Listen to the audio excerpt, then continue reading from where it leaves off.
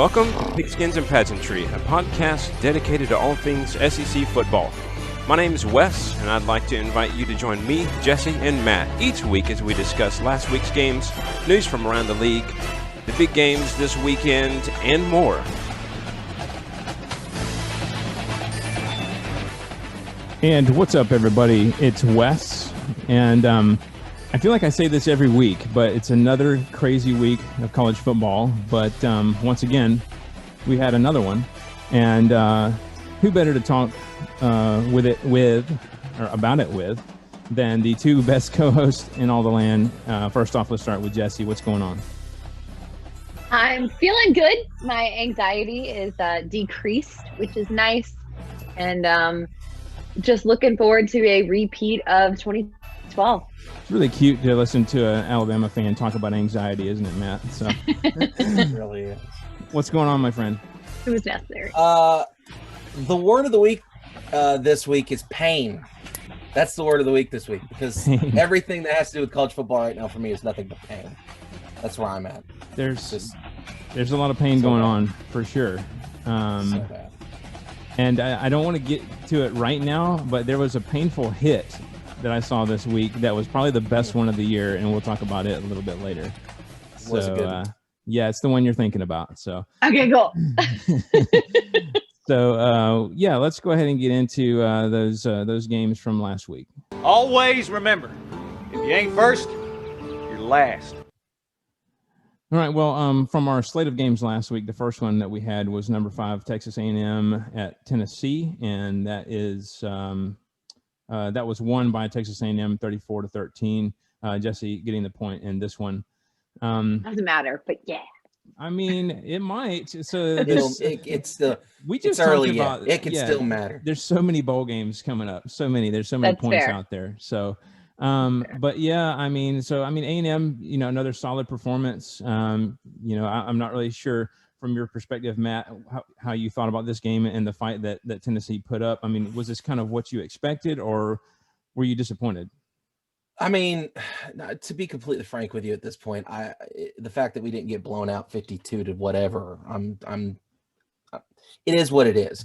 A&M's a solid team. We know they're a solid team. Tennessee stuck around for a half like we've been doing all season, and then we fade down the stretch. I mean, they scored 10 points to our 0 in the second half, and you've got to score points in the second half to win ball games. So, yeah, it's another wonderful trip out to Neyland. So, yeah, this game went exactly like I thought it was going to. I mean, A&M put up almost 500 yards. We barely got over 200. It sounds about right. Now, I saw some Tennessee fans calling for JG to have some kind of, final snap at QB. Did that happen? I didn't know if that was just I don't think it did. Type of thing. And, yeah, I don't think it did. Saturday night, he announced he was entering the transfer portal. So right. He'll be gone for next year. And I'm going to get on my soapbox for a second, and I don't blame the kid at all. Right. Is he a junior? Yeah, he's a junior. He's still got 1 year of eligibility left. I know that I've climbed the kid on our show, as I've done. And that's usually spoken from a place of frustration, but that kid's got some moxie. He does make bad decisions sometimes, but nobody can deny that he's got grit. So I wish him luck. I hope that a school picks him up and he's able to do something with him. But the time has come. So JG's out. And now it's on to JT Shrout or Harrison Bailey or whoever. I assume it's going to be Bailey. Next year. And I thought I had heard that it was possible that maybe Maurer and maybe even Shrout may look into leaving as well, but I'm not sure. I've heard the same rumors. Bailey went 6 for 6 for 85 yards and a touchdown in this game. So he looked pretty crisp. JT Shrout had a couple really big, deep throws too. Right. One in particular looked really good. So I don't know. I'm not sure what's going to happen at the quarterback position. There's going to be I've got a sneaking suspicion, and we'll talk about it later in the show. I have a sneaking suspicion there's going to be a lot of changes coming, top to bottom in Knoxville. Gotcha. So Okay. I wouldn't hang my hat on any name, any person. That's a good question. There's been some rumblings about some things that we'll What is discuss. Vol Twitter saying? Oh, I stopped paying attention to Vol Twitter. I always like the Vol Twitter updates. yeah. My favorite part. There's definitely a lot to be said for sure. Jesse, do you have any thoughts on this one before we move on? I mean, I'm sure we'll get into it later in the show, but one quote that even I was like, he's right though, comes from Jimbo Fisher, and I am on his side here. What? We got it on video and audio, everything. Hold on. I need to write that down. Jesse supported something on Jimbo December the Fisher 21st, 2020. Yeah, what time is it? 7:55. After the win, which was, by 3 touchdowns, he said, I haven't lobbied or said a word up until now. We lost to the number 1 team in the country, then won 7 games in a row. We can play with anybody. I'm not mad at what he said. I'm sure we'll get into it, but I ain't mad. There was a lot of truth, and because he also said that that was when Bama had Waddle as well, so even stronger than they are now. So, but as you said, we'll get into that for sure. I'm like trying so hard not to I know. This show especially is hard to compartmentalize because there's so many things that are going on at once. So, but yeah, let's go ahead and get to the next one, and that was Mizzou at Mississippi State, and I could not believe the points scored in this game. I was very shocked to see, just the touchdowns being scored left and right, especially given that Mizzou has had a decent defense. I think we could all agree that while they're not the best, I mean, I didn't see Mississippi State putting up 51 points on them. My gosh. I mean, and then of course, Bazelak 3 picks, that doesn't help. Although both teams had 4 turnovers total. So, neither team. There should not be 8 turnovers in a college football game. Neither team taking care of the ball very well. So that's like a little Mighty Might team. Like that. That's what they do. There's right. Yeah. Here's the ball. No. Hot potato. Yeah. So no, I was shocked. I was kind of paying more attention to Ole Miss LSU at this point in the day on Saturday. But then I saw kind of what was going on over here, and I was like, man, maybe I should watch this one as well. Although the other one was exciting as well. But I was quite surprised. Jesse, I want to start with you on this one first. But what are your thoughts at Mississippi State putting up 51 points against Mizzou? That's just insane to me. This is a team that has not been able to do that all season long against anybody. Also, except for LSU. I kind of forgot about that game because I don't feel like it's the same team at all. I'm just like, I don't know who did that. Who were those guys? But to be fair, I think a lot of those guys are transferring or sat out or whatever. But no, this one was odd. I think obviously as a Bama fan, I don't watch a lot of Mizzou football. I just watched them against us. Defense was suspect there, but not as bad as I thought they would be. They did better coming into the stretch of the season, but to allow a Mississippi State offense, which clearly worked here, to put up 51 points is absolutely insane to me. Drinky needs to revisit that defense and start to learn that air raid offense. Yeah. They had a stretch of games there that they were doing really well, and then they really didn't finish well down the stretch at the end. Matt, did you have any thoughts on this one? I think we were all shocked that Mississippi State was able to do this because I think nobody picked Mississippi State. Everybody thought that Missouri was going to win this thing. Bazelak throwing 3 interceptions really didn't help the cause here at all. I think you take those off the board, then maybe Mizzou still finds a way to win this thing, but it's hard to come back when you've given up the ball that many times. So kudos to Leach for getting another in-conference win. So yeah, that's true. And, apparently everybody's going to a bowl game. So there's that too. So I love it though. It's kind of like you get a bowl game and you get a bowl game. But hey, it's 2020. Of course, we can't more money for the conference, hopefully. Although looking at some of the matchups, I'm not picking SEC in all of them, unfortunately. And, it's 2020, but we can't go to an 8-team playoff. Anyway, we'll get to that. So,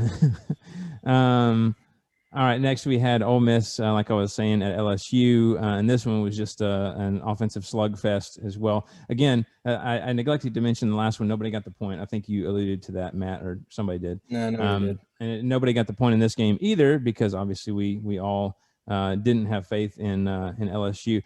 But it was kind of one of those things I was watching. Are we wrong for not? No, absolutely not. I don't feel bad about that at all. But I was watching this game and I was like, you know what? Ole Miss might get this done. This would be an amazing win for their program.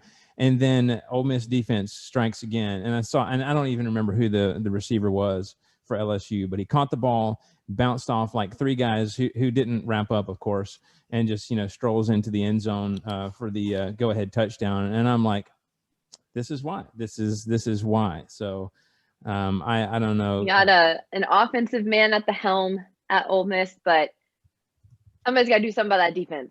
Right. Or lack thereof. But that said, so I know I rag on their defense, and it's not, without cause, but Ole Miss also turned the ball over 6 times, including 5 picks by Matt Corral. I mean, you just to say you can't do that is the biggest understatement of this show. I mean, but I think we've seen that in other games too. I can't remember which one it was, but he's had several turnovers. I think, I don't remember which one it was. It wasn't against us, but previously had a lot of turnovers, got really nervous, I guess. I don't know what he was doing. This is not the highest count of picks he's had in a game. I think he had 6 or 7 one game. Yeah, which is not the record, but it's pretty close to it. If he gets shaken, he's just shaken. If you find a way to shake him, you absolutely shake him.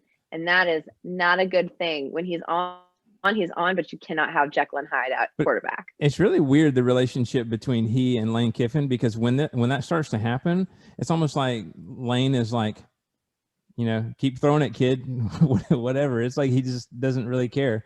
But I mean, Lane's just like, just do what we do. I'm just going to keep calling plays and something will happen. I don't know what the word is for Lane Kiffin, but level-headed certainly isn't that word, but he's something. I mean, he only Matt Corral only threw the ball 27 times, and 5 of those went to the other team. So not very good odds there. Yeah. Now he did have 158 rushing yards, but still, that you can't come back from that. Now, kudos to Max Johnson though for LSU. I mean, look at that, 27 out of 51 for 435 yards and 3 touchdowns. He did have the pick, but I mean, otherwise, great stat line for him. 1 to 5, not bad. Yeah, I mean, the guy with just 1. I know, right? So, I mean, that's a bright spot for LSU right now in an otherwise kind of dark season. So, I can't remember. Have we gone with anybody yet on this game? I want to get you guys' thoughts. Matt, let's go with you. I just what? I mean, LSU's just looks so bad, and then I mean, I know we've been talking really bad about Ole Miss's defense for, I don't know, the last 4 years, but also not without cause. Come on, guys. Yeah. I mean, five interceptions on the night. Like, that's not the defense's fault. No, that's not. That's on the quarterback at that point. And I didn't watch the game, so I'm not sure if it was a case of he just didn't have time, but that LSU defense hasn't been anything to write home about either. So right, he just had some struggles. What is going on in the SEC West? I need somebody to pick a lane and stick in it, because except for Bama's in their own lane, they've stayed there. But A&M to the point as well. But just these teams, it's like you think you know a guy, and then all of a sudden this happens. Yeah. No, you think you know defense, and then 2020. So I think this is a direct correlation from, and we see it not just in the SEC, but across the country, the fact that teams weren't able to practice like they normally do. Yeah. And especially even outside the SEC, when you see teams that haven't played as many games, they haven't had time to gel as much as the SEC has with the more games, or the ACC or whoever. So, I mean, just overall sloppy play that we've seen. 6 turnovers. As characteristic of this season. Awful. 5 by 1 person. Yeah. It's awful. Yeah. There's no other position that you can still be in the game and commit that many turnovers. Didn't he have a game earlier in the season this year? I think it was Mac, where he threw like 6 picks in one game. We're talking. Yeah. Oh, okay. I'm sorry. I was zoned out for a minute there. No, it's fine. And I think Lane said that he was trying to encourage him afterwards by saying that the record for the most picks in the game was owned by his father-in-law or something like that. Remember that? Yeah. Yeah. Because didn't he play for like Florida or something? And it was like something Miami. Like that, yeah. I don't remember. And he had the record not only for like a game, but like most picks in a season too. It was a lot. Ridiculous amount. But 10. Apparently they didn't have anybody else. So they're just like, hey, throw the ball, man. We don't have anybody else. Keep doing what you're doing. Yeah. Jesse, do you have any thoughts on this one before we move on? I mean, nothing that I haven't already said. I think turnovers, obvi. And yeah, Matt hit the nail on the head. Just the SEC West is I don't understand. Yeah. You got two really good teams at the top, and then I know it's like we're turning into the East. Arkansas, Mississippi State, Ole Miss, LSU. It's just like those four. It's like what are we doing, fellas? But at the same time, you can see some of those teams putting the pieces together. Like we're seeing with Ole Miss, it's like, man, if they had a defense. Now, obviously, if Corral throws 5 picks, it doesn't matter. But for a lot of these games, if they had a defense, man, they would be dominating people. So some of these teams are just, it seems like just 1 or 2 pieces away. Yeah. I mean, but they still put up 48 points. But again, that goes back to like the Mississippi State defense. It's just a circle. Yeah, that's been the SEC this year. But like we said, practice and all that stuff. Not making excuses because overall, I think even last year defenses were kind of on the decline. But definitely this year. All right, that brings us to the SEC championship, and that was Alabama versus Florida, of course. So here's an interesting thing on the pick'em. So Bama won 52-46. So Matt gets the point for that. Actually, 2 points because the SEC championship was worth 2. And then, as you guys recall, last week during the course of the show, we had the agreed upon extra point for the player of the game or MVP or whatever, MVP, I guess. And Najee got that. So so Matt gets the point for that one. So we got 3 total. So I think all 3 were MVPs. They were in their hearts, right? So yeah, I mean, this is insane. I mean, 98 points total scored in this game, and a ridiculous amount of yards. I mean, I knew this was going to be a high scoring, but I thought that Bama was probably going to be able to put them away a little bit better on defense, but Florida still scored a ton of points, and it was close. I mean, I don't think it's quite as close as the score indicates, but it still was close. I mean, a 1-score game. I mean, they're right there. It was close. Yeah. Jesse's like, I was freaking out the entire time, but that's any Bama game. So I just this want to game say, is brought to you by Degree. That's right. Works for a woman, strong enough for a man. Anyway, no, that's secret. Whatever. Not sponsored. Anyway, I don't know how that happened, but so real quick before, because I want you to just enjoy this, but the hit, Mechie's hit on the Florida defensive player, best thing I've ever seen. Best hit I've seen down all here. year. We call that a rib rocker. It was a good and nasty. Completely legal. It's not targeting, it wasn't a dirty whatever. I mean, he just got a good clean shot on a guy who had no idea he was there is what it amounts to. That will be in the new traditions video. I promise you, the video they show before the games, when everyone's like waiting for the players to come out, they show the traditions video, and there's like 20 seconds of just massive Alabama hits. Concussion some material. of them are probably targeting now. Right. But that one's going in there. It has to. It has to go in there. But and an offensive guy. It was a solid hit. Really solid. So they're going to have to play that to show the kids in the future, like this is how you hit legally. This is how you hit. It is possible to have a hard hit and it be clean and not kill your brain cells. Cleaned his clock. Good God. Yeah. So for those of you who don't know, Mac Jones threw an interception, which was, it was a good interception, to be honest with you. Yeah. The guy's coming across the field. He's trying to find a lane to run through. And then Mechie just out of the corner of your screen, just out of nowhere, and obviously to the defensive guy out of nowhere as well, just lays him out right shoulder to chest. And I mean, it was one of the hardest hits I've seen in a long time. Like I said, completely legal. Yeah. So it was worth your time to look up. Somebody made a meme of it, and it's like all the little gold coins from like Nintendo or whatever, like coming out. Oh gosh, coming out of them, yeah, or like the Sonic rings and stuff too.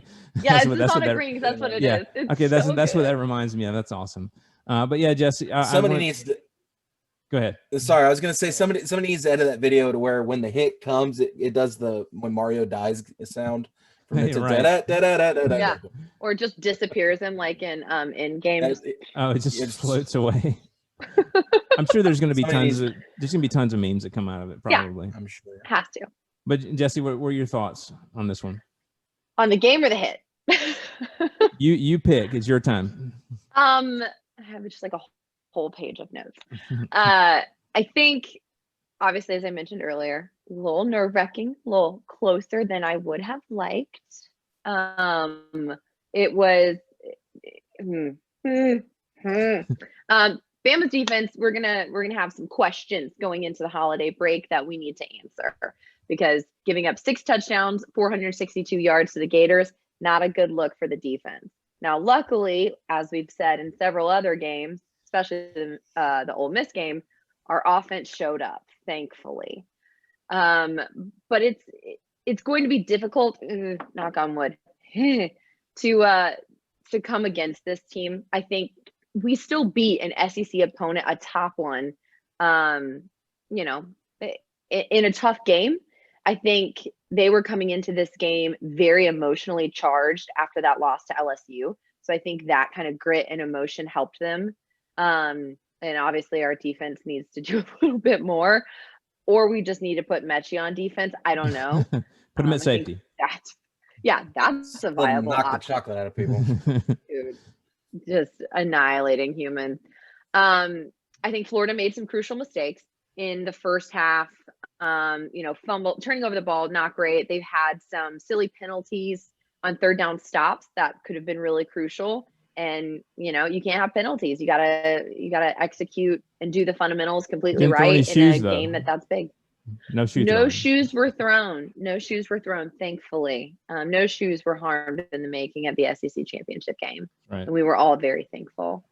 It's going to be sad, I think, going forward. I don't know if you guys saw this, but our center, Landon Dickerson, went down late with a knee injury. So not sure if he's going to be able to return for bowl games, but we'll see about that. He was on crutches, so hopefully he won't have to miss that, because your center is crucial. They're the one person guaranteed to touch the ball. So it was really neat what the team did, though, by coming out there. And I've never seen anything like that, where it seemed like literally every player on the bench came out and patted him on the head and, just wishing him luck and all that. So that was really a neat moment. Centers, hey, if you want to grow up playing football, be the center. Teams need a good center. I mean, was it 2 years ago, our center was the only one that got drafted in the first round? Ryan Kelly, it was the only one. But this game was cool. Sunday was also cool, just knowing that after missing the college football playoff last year for the first time since it was at its inception, we're back. We're back to where we want to be. I think last year we were obviously super disappointed in ourselves and have carried that mentality through this season, especially going into SEC championship, knowing that the committee weighs conference championship really heavily in getting into the games. So that was great. I think these guys know what they need to do, and we are back with an offense that averages nearly 50 points a game, and I'm really excited to see it. Nick Saban said afterwards, and I highlighted this quote in my notes, I really love this team. And I think they are a special team coming back from what is disappointing to Alabama last year for a season, and really doing a good job this season. Najee Harris, as you mentioned, MVP, rushed for 178 yards and scored 5 touchdowns. Mac Jones threw for 418 yards and 5 TDs. Devontae Smith had 15 receptions for 184 yards and 2 scores. It's just, the stats are unbelievable on offense. I just need our defense to clean it up a little bit.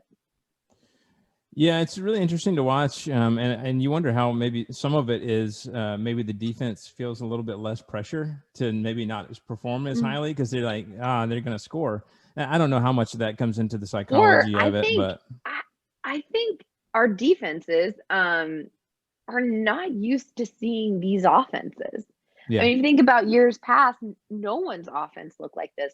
Everyone's defense looked really great. And then all of a sudden it's like offenses are explosive and the defenses are like, we don't know how to catch up, because it evolved really quickly. Yeah, Florida, a great team with the Kyles and Kadarius Toney. You wasted the Kyles. The Kyles. Matt, what were your thoughts on this game? I mean, Bama's going to do what Bama does. Again, they did it in this game. Clearly. It's still a dub. It doesn't matter if you win by 1 or 100, you Hey. still win. You ain't wrong. No, I'm just saying. You ain't wrong. I'm a little surprised that it was. I mean, I knew that both the offenses were going to be pretty potent, but I was not anticipating a 52-46 score. I was thinking like 42-35 or 42-38 or something along those lines. They got a couple extra touchdowns there that I wasn't really intending for. I was a little surprised, and I know we haven't really talked about it much because that's not how Mullen's running Florida, but Florida only got 54 yards of rushing, which means they threw the ball a lot, but they threw the ball just as much as Bama did. So, again, it's just one of those things. The big story that comes out of this, though, aside from Bama winning and getting an SEC championship, is Kyle Pitts is declared for the draft. And he's they announced that. I think that info came out before going to bowl yesterday. game too. Yeah, and he's not playing in the bowl game either, so he's out the door, which will be against Oklahoma. We'll talk about later. Right, and I'm kind of curious as to how that's going to affect their offense in that bowl game and what that looks like for next year. Because I was under the impression that he was only a sophomore, junior. I guess he's a redshirt sophomore, I reckon. I mean, it affected the offense against LSU. Yeah. So that's an interesting little takeaway from that game, making that announcement that he's not coming back. So kudos to him for going to get that payday, but oh boy. Yeah. Definitely can't blame him for that. All right, so that brings us to our current pick'em standings. Matt got a lot of points this week. I got 0 and Jesse got 1. So Matt's got a commanding lead at 25. I have 20 and Jesse has 19. So really hoping for those bowl game points coming up. So lots out there. All right, let's go ahead and talk about some of the news items for this week. Here's the news. All right, so as you guys see, I have there this week's joke. I mean CFP rankings, because it's been kind of a joke for many weeks, and I don't know why I expected it to change. But I mean, if you remember, and I hate it when I'm right sometimes, but I think the last couple of weeks I said our top 4 is basically who we're going to have, and that's what it was. So in this order, number 1, Alabama, number 2, Clemson, number 3, Ohio State, number 4, Notre Dame, and then Texas A&M, the first team left out, and then number 6, Oklahoma, after they beat Iowa State in the Big 12 championship, number 7, Florida, number 8, Cincinnati, after winning their conference championship, and then Georgia at number 9 and Iowa State at number 10. So, yeah, I mean, there's a lot going on here, and you could listen. I know the committees put forth their logic, and I guess supposedly according to their logic for Notre Dame, it makes sense is in terms of comparing your wins and losses with Texas A&M, but it's still. I mean, we've seen this game twice. Play your last regular season game. Well, that too, but we've also seen this movie twice. The first time, Clemson was without Trevor Lawrence, but they were also without like 3 key defensive starters as well. And so they had some Rona going on. I'm not saying that game didn't count, but the second game we got a more of an indication on how things are actually going to go, and Notre Dame got destroyed. And so I'm like, why do we want to watch that movie again? We've already seen it twice. And then the whole thing with Ohio State, we've already, talked about that ad nauseum. But still, the fact remains that they've played, just about half the number of games that most of these teams have.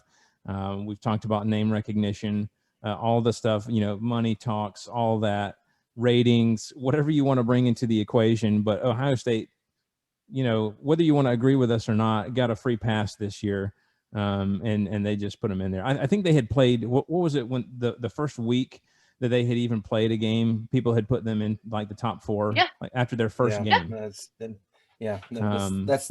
again, that ND goes a long way.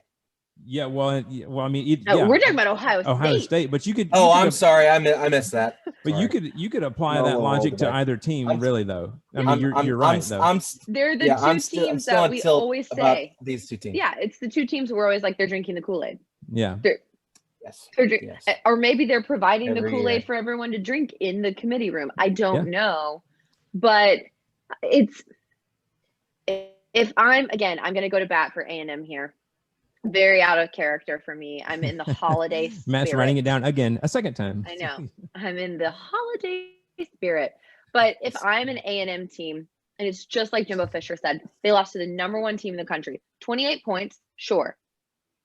But Notre Dame, lost to Clemson by 24 points?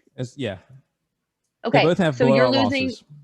Yeah. You only won. It's like you mentioned. You won against them when they didn't have everybody. You come in, you lose against them by a lot. So your only loss is that, and their only loss is to Bama. And I think if you look at the rest of the strength of schedule, I think A&M's holds up. Whereas like Notre Dame, they're like, well, they played North Carolina. Right. I think that game is actually what got Notre Dame in over A&M. It absolutely is. It absolutely Which is is. funny because A&M's going to play them in their bowl game, North Carolina. So and I hope they beat the pants off of them because it's annoying. Like you said, we've talked at length about Ohio State, and apparently their length of schedule never even came up in the committee room, according to the committee spokesperson on the show. He's like, no, that wasn't even an issue. It's like, well, it should have been, John. Right. He's like, the committee doesn't care as much as the fans do. Right. And I think, who was it, Jimbo Fisher? No, it was Brian. Did you guys watch the interview with Brian Kelly after the selection show? I saw an interview, a piece of one, but I'm not sure if I know what you're talking about. I saw the one they had on game day. I didn't see that one. Fantastic. I've interviewed Brian Kelly before. He's very articulate. He's very great to interview. But they were asking him, how do you feel getting into the the top 4, and he's talking or whatever, and they're like, how do you feel about some of the other teams? And without saying anything, he's like, well, I understand like the committee and all the things that they have to weigh. He said, but however, the committee, the fans, whoever it is, he said, they're not active football coaches. He's like, they're not coming in there every day and seeing this. They haven't dealt with this season the way we've had to deal with this season, day in and day out, going to get tested, waiting on results, figuring out, the moves of who's playing and who can't play. He's like, it's a lot. And he said, as football coaches, it matters like how many games you've had to play. Right. And I was just like, Ryan Kelly. It's just, like I said, I don't necessarily want Notre Dame in there, but Brian Kelly throwing some low-key shade to Ohio State warmed my heart. And here's another thing. So honestly, would A&M do any better against Bama than Notre Dame is going to do? Probably not. But I really wish that we would have at least seen it. I mean, I know we saw it earlier in the season, but again, a lot has happened since then. Whereas the last time I'd rather Notre Dame in there, we know than what Ohio happened. State. True. I'm honestly fine with Notre Dame in there over Ohio State. Yeah. I don't know what else to say. I wish. And poor Cincinnati is like waiting at their facility during the selection show, and they're like, "We're 9-0. We're gonna do it. It's gonna be us." And then it's not, and it's like I think when you look at this, and it's just an argument for an 8-team playoff.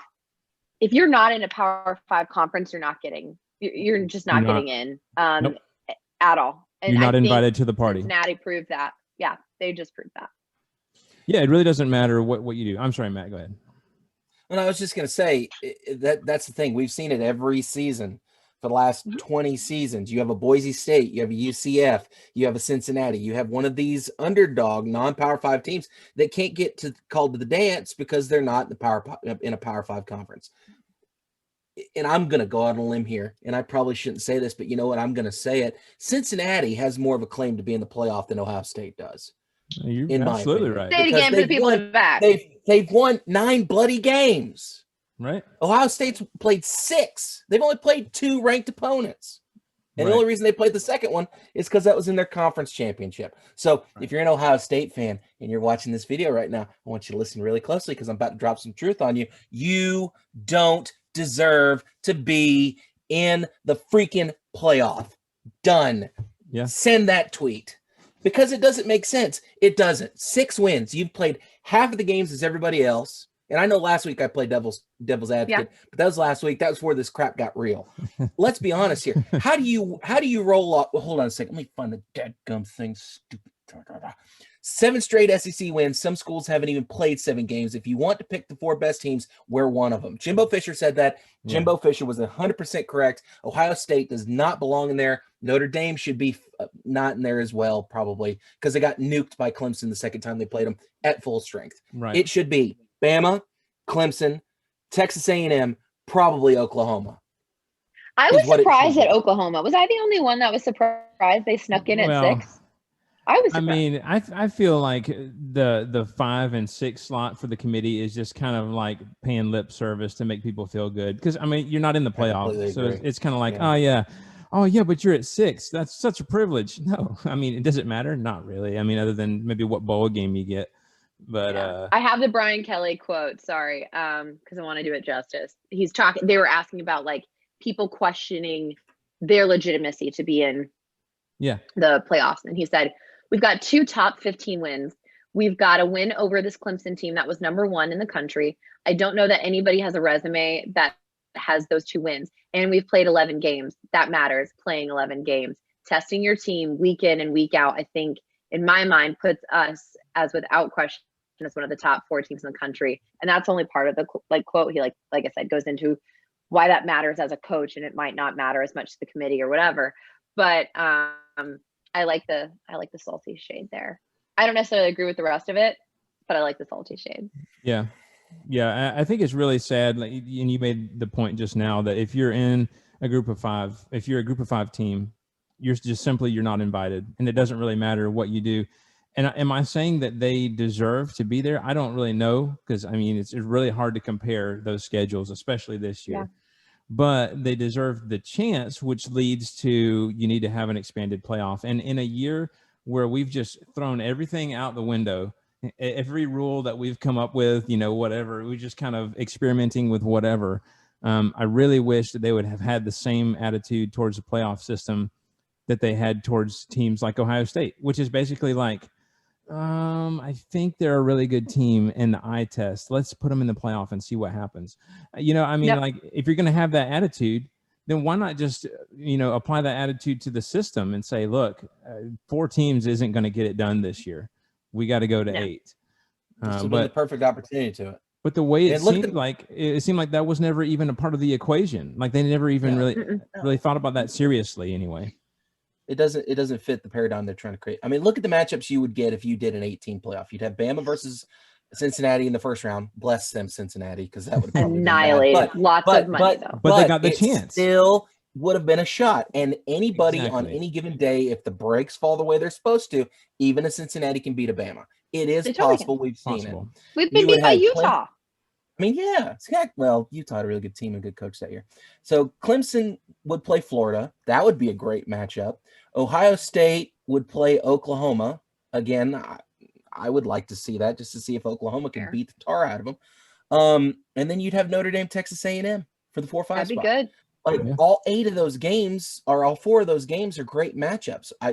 You would, if you can survive that opening round and get to the semi and then to the final, I think you've got a legitimate. You're the best of the best. You've proved it. Absolutely. And granted, you can make the argument that the conference schedule is supposed to be you proving your post games, whatever. But I don't understand why in college football and every other division, both in college football and in every other sport, they have a multi-team playoff. Right.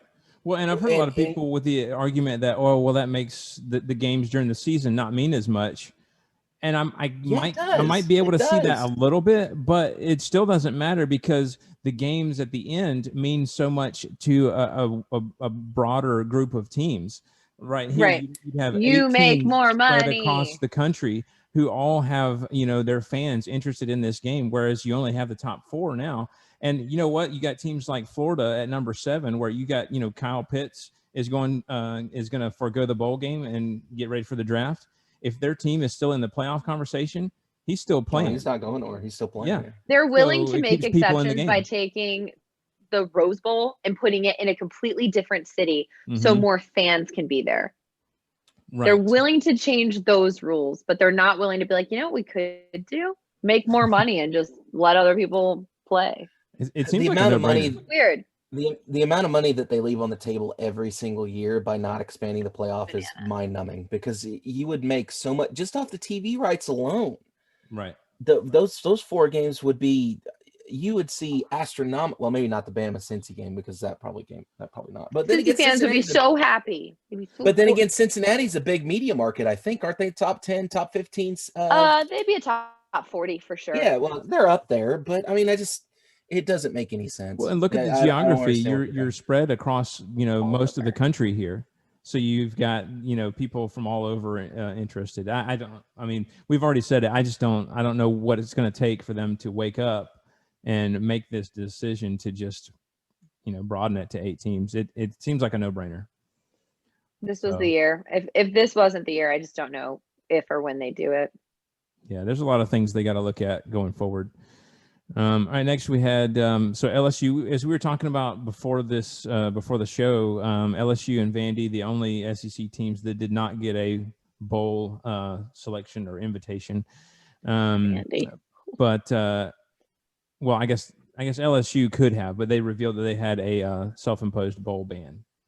So going back to possible recruiting violations, which I think are still being investigated. And then I don't know if this has anything to do with like the whole Odell Beckham handing out cash to players on the field at the last national championship too.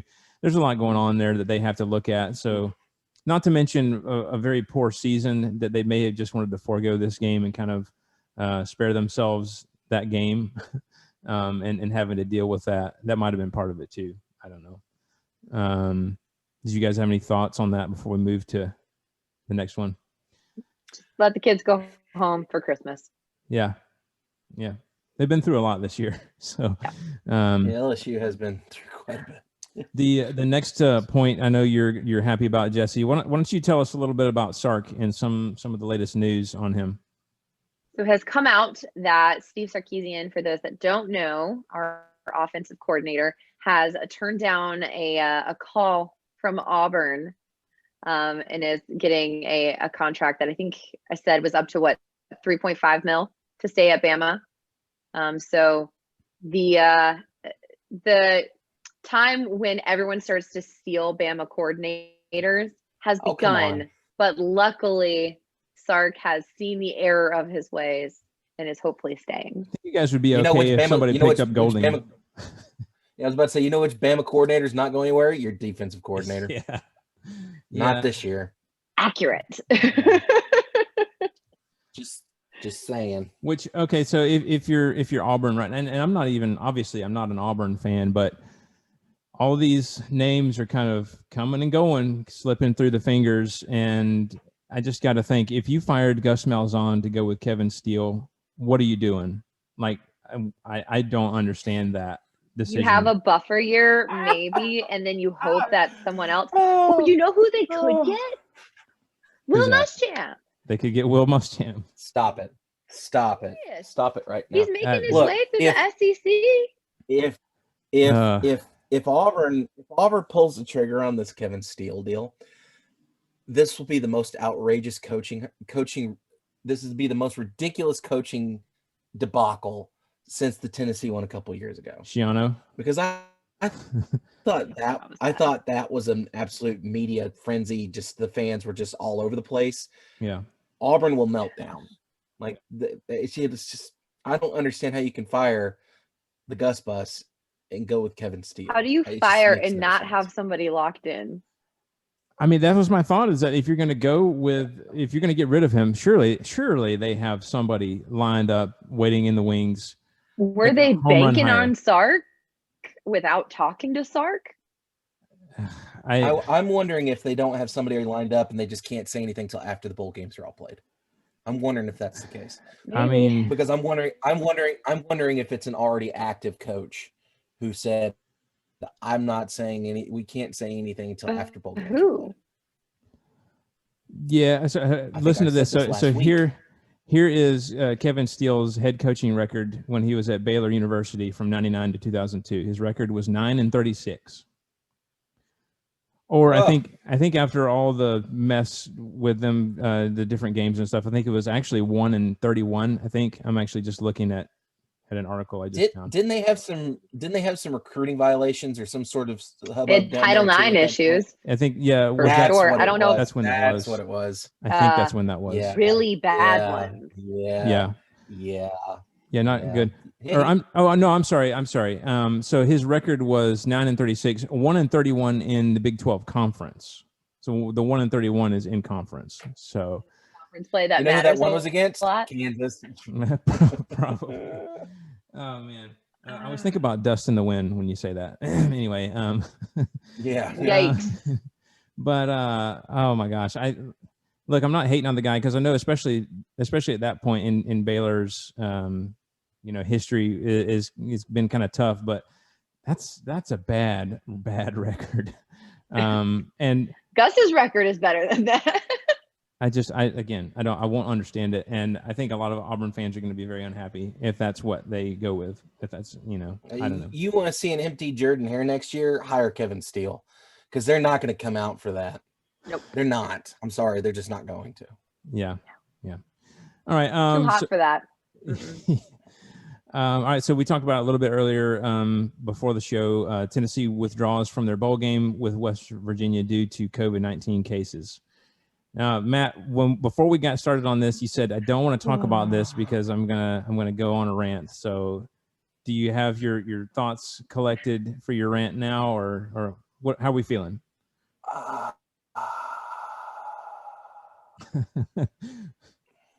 just. You two go ahead and talk about it. I'll come back. I need to kind of collect myself for a moment. Well, I don't really know. I mean, I know they weren't favored. I'll put it like that. So I actually had done all the show prep and was looking at the ESPN's matchup predictor, and it wasn't being kind to Tennessee in this one. I don't think they were predicted to lose by a lot, but they weren't favored to win. I don't know, in a season where it's been, kind of rough, a rough go of it, maybe it's better. I mean, that's just kind of my perspective. I don't know, Jesse, what do you think?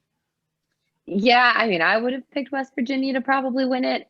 It just 2020 is a weird year, and I hope everybody keeps that in mind. But I get nervous for Jeremy Pruitt. He hasn't been there that long, but weirder decisions have been made. Well, and I know you can't control COVID, but still. And they're spray painting Fire Pruitt on the rock. So, ooh. Choose joy. This is a volatile. Did you see that on the rock? There's the last couple of years. Yeah, it says choose joy. Fire Pruitt, choose joy. And then somebody covered up Fire Pruitt. And so they repainted Fire Pruitt, and we have more paint than you. They also put up there this the one I saw a picture this morning. It said they had crossed out Fire Pruitt and it said fire the CFP committee. So it's not just, it's everybody. But listen to me now. We went 3-7 this year. 3-7. That's awful. Awful. That's just terrible. The wins against South Carolina, Missouri, and Vanderbilt. The fact that we were even in consideration for a bowl game is ludicrous in my opinion. It is. It's 2020. Even there was no one else. 2020, but at the same time, you got to be like, look, even if we played 2 cupcakes at the beginning of the season, we still finished 5-7. If you want to add those 2 as wins, it's just it's mind numbing. I don't get it. I don't understand it. I know there's arguments out there of, oh, it's good for the boys. It's Fulmer said something about it being like a tune up for spring practice. Like, it's embarrassing. You just got demolished this season, absolutely annihilated in almost every game. Any ranked opponent we played, we didn't stick anywhere near them until after halftime. I don't want to watch them drive over to Charlotte or where it was Liberty Bowl, wasn't it? Yeah. They play that it's in Shreveport or Memphis. It's somewhere out there. But I don't want to. I think Liberty and Memphis. Yeah, I don't want to see that. because West Virginia's going to probably beat the brakes off them. I just don't understand the mentality of that. Like, it makes no sense. Like, I'm embarrassed. I've been embarrassed with the program for a while now, but I'd be doubly embarrassed with the fact that, well, they spend all this money to bring this team out here, and then you get stomped. I don't get it. It makes no sense. The whole program right now is upside down. And then I don't know if you guys have heard about the rumblings about some sort of recruiting violation. That's the reason why. Oh yeah. I don't. Did you two hear about this stuff that's going on? No, I don't think so. Oh, I was under the impression that we had talked about that this had come up just in the last couple of days. There's been apparently some stuff that started to get leaked out of the athletic department from inside the athletic department, I might add, about some recruiting violations that have taken place during Pruitt's tenure. There's a reason why Eric Gray didn't play on Saturday against Texas A&M. Apparently that's linked to these allegations. So it's not looking good. It's not looking good. And I've watched a video earlier. I can't remember the guy's name on 247 Sports. But he's got some inside information from other coaches that apparently there's going to be a lot of movement in Knoxville over the next couple of weeks. Now, whether that's offense coordinator, defense coordinator, position coaches, whether that's the head coach, nobody really knows. But there's apparently a lot of turmoil going on right now. Could it be Phil? I mean, I don't know. I've heard rumblings of that too, which is unreal to me, given that just a few short years ago, his coming back was viewed as like the second coming of the Messiah kind of. Well, that's because everybody and their mother wants to fire Pruitt, and again, I'm not going to weigh in one way or the other because, to be completely frank with you, I'm so lost now. I'm so twisted up by this whole situation. I don't know if firing the guy's the right call or the bad call or what call it is, and it makes no sense. But if and there's been people that have said fire Phil, fire Pruitt. I'm like, what purpose is that going to serve? I just don't understand. I just don't know who you'd get. Same That's thing. Exactly it. Like we're talking with Auburn. Who are you going to go get? Who wants to come into that? Especially if recruiting violations start coming out. Who wants to go into that? Nobody does. Right. Like, especially if there's recruiting stuff going on. To be completely frank with you, I'm so fed up with the program. I don't even know what to do. It's disheartening. It's been depressing. We came off last season on such a high from that 5-game win streak, and we were convinced, okay, we've turned the corner. Now things are going to get better. It's not better. It's not anywhere close to better. Now you're talking about recruiting violations that could make us lose scholarships and postseason opportunities. It's just, it's ridiculous. Somebody the other day said, well, you got to give him time. Well, when you look at the other coaches in the conference that have had 3 years, Kirby Smart got him into a national championship fairly fast. Dan Mullen's been almost into the playoff, and he's been there for 3 years. Jimbo Fisher came from outside of the conference and has turned Texas A&M into a contender. You can't say that anymore. You can't say you got to get. Well, you can, but one thing that I would say is different between those is that most of those other coaches did not come into a bare cupboard when it comes to recruits and stuff. That's fair. I'm not saying that, Tennessee didn't have anybody, but I mean, Mark Richt left Georgia with a ton of top recruits. Florida always has a ton of top recruits. So I does see A&M. them more as an Ole Miss after the Freeze incident and all that, when things just started falling off the rails. And then whoever their interim head coach was before Lane, or not even interim, whoever their head coach was before Lane got in there. I can't remember now. And it was bad. Lane got in there. It's still bad. So it's not easy. And we'll see if Lane can turn it around in 3 years. But I see them as more of an Ole Miss situation and not necessarily a Georgia situation. Right. You're thinking of Matt Luke, who's Georgia's O-line Matt Luke, coach now. yes. Mm-hmm. Yeah. No. Yeah. So go ahead. Sorry, Matt. It's the whole situation's, and I wish we had your bleep button ready, Wes, because I feel like it's necessary. It's just messed up. It's so messed up. I've never seen even Michigan, who's like the hallmark example of the blue chip team that went to crap, has kind of been mediocre for a really long time. Even they got little flashes of brilliance, but they're over terrible. The last couple of years. They're terrible right now. I mean, they are, but it's ridiculous. I don't understand what Tennessee's got to do to get back up. Like, it makes no sense. I don't understand what happened. I mean, I understand what happened. You had Nick Saban and everybody else show up and kind of ruined. Anyway, we won't get into that. But shut up, Jesse. I didn't say anything. You didn't have to. Your face said everything. I have no control over that. Shut your face. Yeah, it's just nuts. I know last year I said I was embarrassed to be a Tennessee fan. I've been saying that for like the last 3 years. It seems like last 4 years, last 5. Oh wait, I've been saying that for the last 14 freaking years. It's mind numbing. It's so bad. If I didn't have the scruples that I had, I would have already called it and started pulling for somebody else, but I can't do that. I hear you. Not that there's really a positive to go to from here, but if there's one positive of this game, the way this game has changed, it is that Army will replace Tennessee in this game, which Army finished the season 9-2. And they were just left out in the cold with no bowl game for some reason. I have no idea. They should have been invited to a bowl game before Tennessee was. I have no idea how that happened. It goes back if you're not in a Power 5. But I mean, like, even just any kind of bowl. I mean, are you kidding me that whoever was coming up with even like the little podunk bowl wasn't like, we got to get Army in this one? I don't understand. Ridiculous. And nobody wants to play the triple option. That might have had something to do with it. They're like, no, I don't want to. The ACC does. Put them with an ACC team. Go for it. They're used to it. No ACC team runs the triple option anymore. Well, not anymore. Georgia Tech still do it? No, they're pro style now. Oh, okay. I was gonna say I don't watch Georgia. By the way, Wes, I meant to ask you, with Georgia not playing Georgia Tech this year, is this the first time in like 1,000 years? Oh gosh, I should have gone back and checked when the last time was, but yeah, it has to be. It's like got to have been a while, astronomical right? number. Yeah, I'll have to look that up. But I'll look it up while we talk about the next story because I'm curious. All right. Well, in positive news, Sarah Fuller's Vanderbilt uniform is now on display at the College Football Hall of Fame. So that's pretty cool.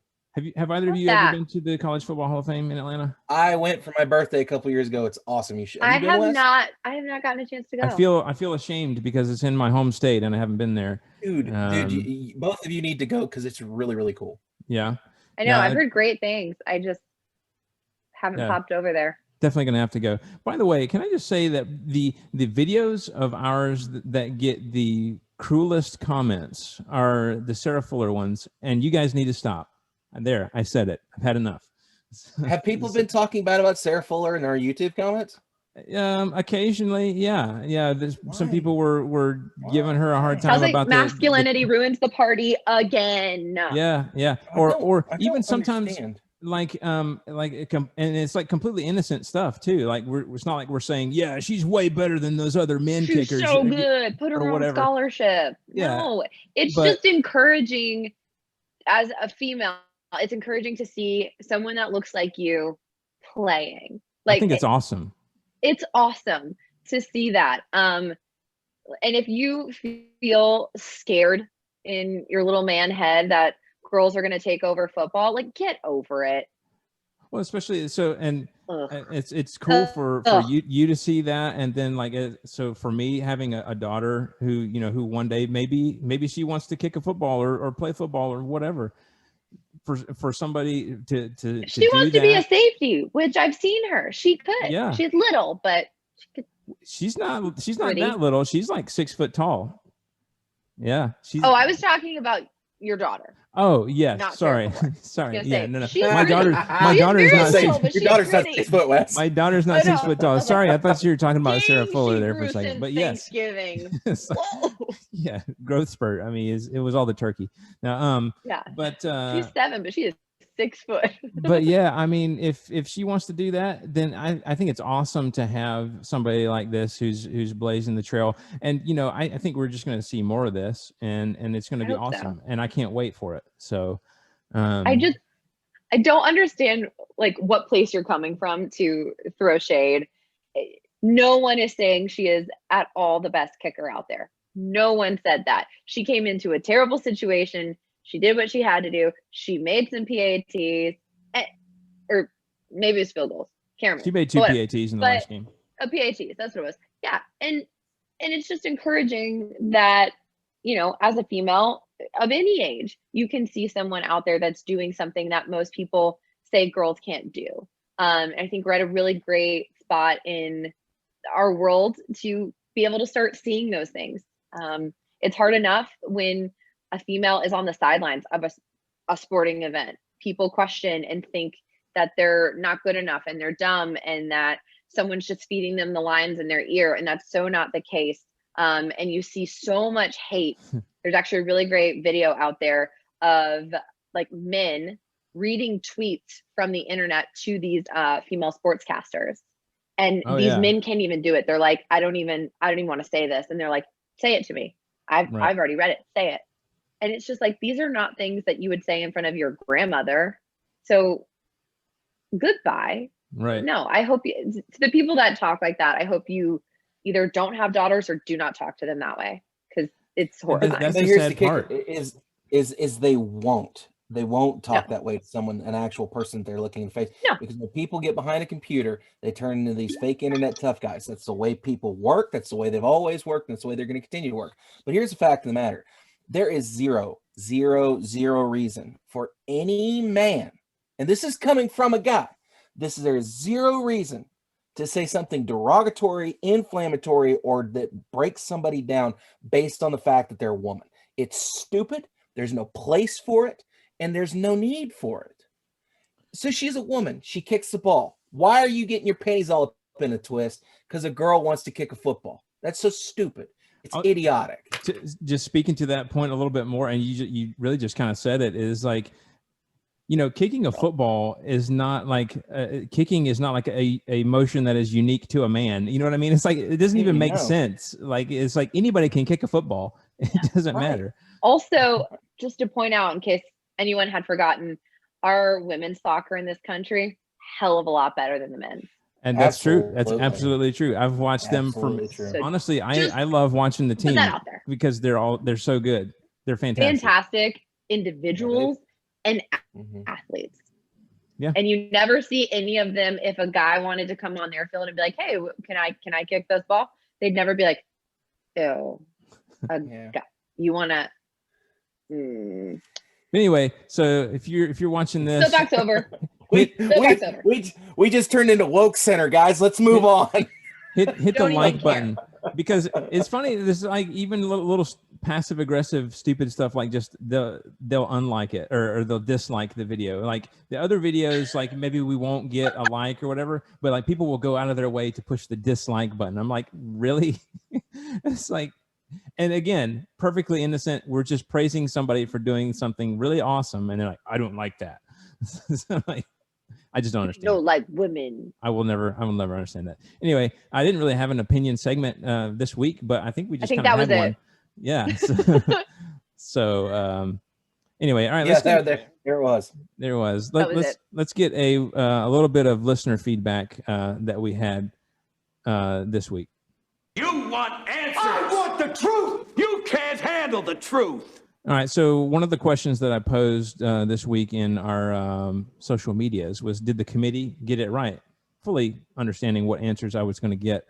But Cody Harrelson says he thinks the order should be Bama 1, Clemson 2, Notre Dame 3, and A&M 4, which I think we kind of talked about that earlier, how you would even be okay with Notre Dame, but not Ohio State. Yeah.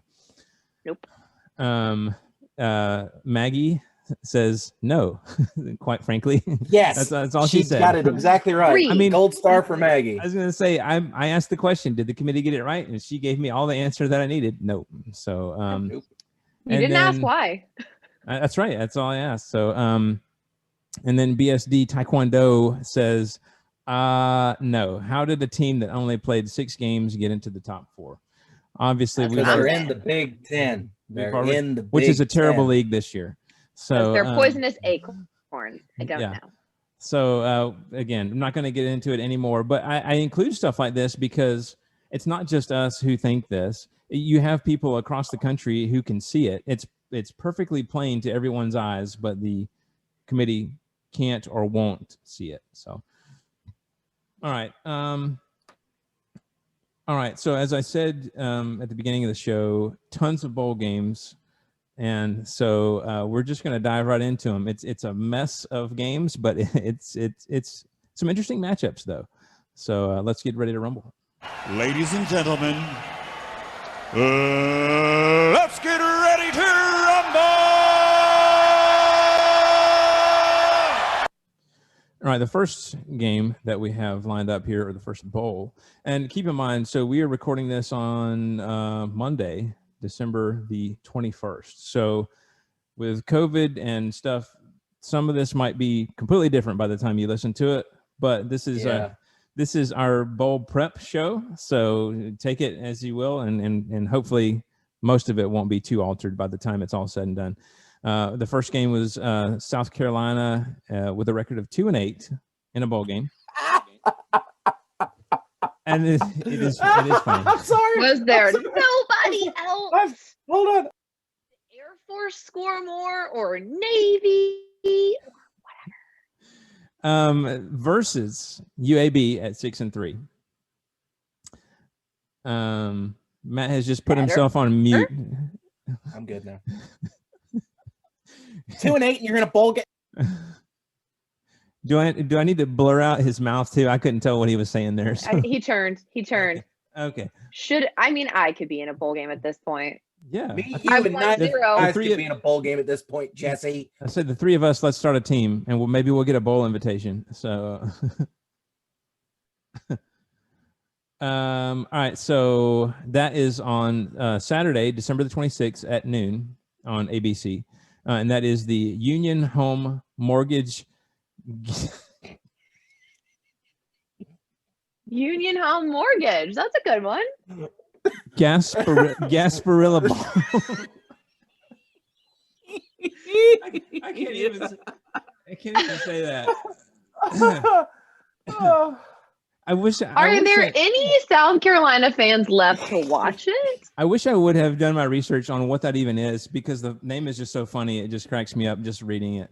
But yes, the Union Home Mortgage Gasparilla Bowl from Raymond James Stadium in Tampa, Florida. Okay. That's fun. That was a mouthful. ESPN's matchup predictor gives South Carolina a 47.5% chance of winning this game. So kind of split down the middle. Look, I don't really know how to compare these teams, which is, going to be true down the line with all of these, really, because conferences haven't played each other for the most part. So, but yeah, I mean, I'm looking at the last 5. Look at Carolina's last 5, all losses. I'm trying not to laugh. I mean, like it's not funny, but it's not. But at the same time, it's like, come on. Anyway, so they've lost their last 5. UAB, their last 5. They have beat people like Marshall, Rice, Louisiana, Western Kentucky. I'm sorry, they lost to Louisiana. But anyway, it's really going to be hard to evaluate these teams. However, it seems like the experts believe that UAB has the upper hand in this one. So I think that we're going to see a decently close game in this one, but unfortunately, I'm going to have to go with UAB winning this one 27-20. And keeping in the spirit of switching up the order, we'll go with you, Matt. What do you got? I this whole situation is just ridiculous. A team. What's your prediction for the Gasparilla Bowl? As Carolina in this game is just nuts. I don't think UAB is going to lose this thing. So I'm going to pick UAB here as well. I'm going to say they win 23-20. The only reason it's that close is because it's an SEC team and they tend to be a little tougher to play than other teams, but we'll see. All right. Jesse, what do you have? I'm picking the Blazers in this one too, 24-13. I just have no confidence in South Carolina at all. Is Beamer taking over already, or is that after? He's probably coming after the bowl game, I would assume, yeah. I'm not sure because, obviously Vandy's not playing in the game, but their coach is already in town. So let's see. Trying to see if I'm not really sure. I mean, so I see an article here about how he will benefit from the Gamecocks bowl practices. So I I don't he might think be involved. it's going to help. Yeah, I don't know. That more to come on that one, but yeah, I don't think it's going to be one of those deals where it's going to be a make or break thing. All right, next we have number 15 Iowa at 6-2 versus Mizzou at 5-5. That is Wednesday, December the 30th at 4 p.m. on ESPN, and that is the TransPerfect Music City Bowl from Nissan Stadium in Nashville, Tennessee. I like the Mississippi Bowl. Nashville's fun. Yeah.